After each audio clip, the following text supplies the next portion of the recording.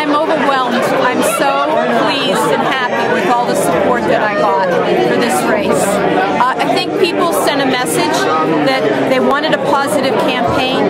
They wanted someone to carry on the legacy of Senator O'Paik and the kind of service that he provided to Berks County. And they chose me. So I'm very humbled by that, by their outpouring of support, and I'm ready to go to work for them. I have a a work order, so to speak. I really need to come through and help the people. What is your first order of business? First order of business is to find the lay of the land up there, certainly. I talked about jobs. It is still a huge issue here.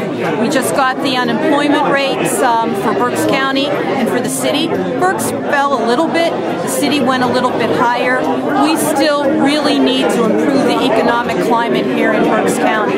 So that's first order of business for me. And what's the first Harrisburg battle you see yourself getting involved in? Of course, the first Harrisburg battle is the budget, particularly the cuts to education. I'm adamant that that needs to be changed, and I will be working with anyone I can to try to make sure that we properly support education, K through 12, as well as higher education in the Commonwealth.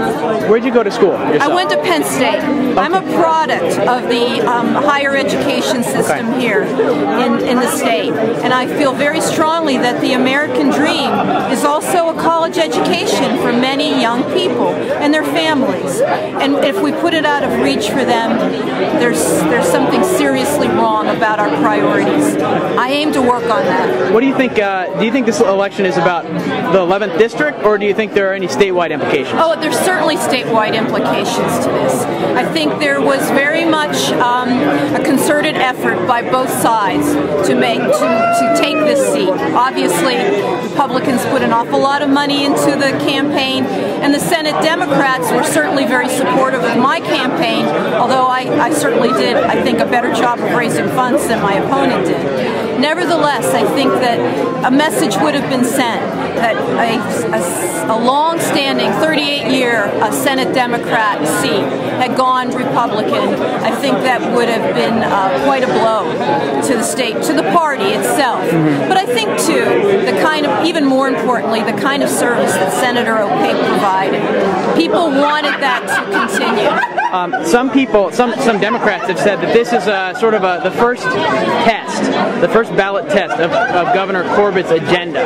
Would you agree with that assessment? Do you think that that played a role in your victory? I definitely think it played a role in the victory. I certainly know from what people told me almost immediately the reaction was after he announced the budget that these education cuts were just unacceptable to people. They recognized very readily that those cuts to K through 12 would impact their school property taxes almost immediately.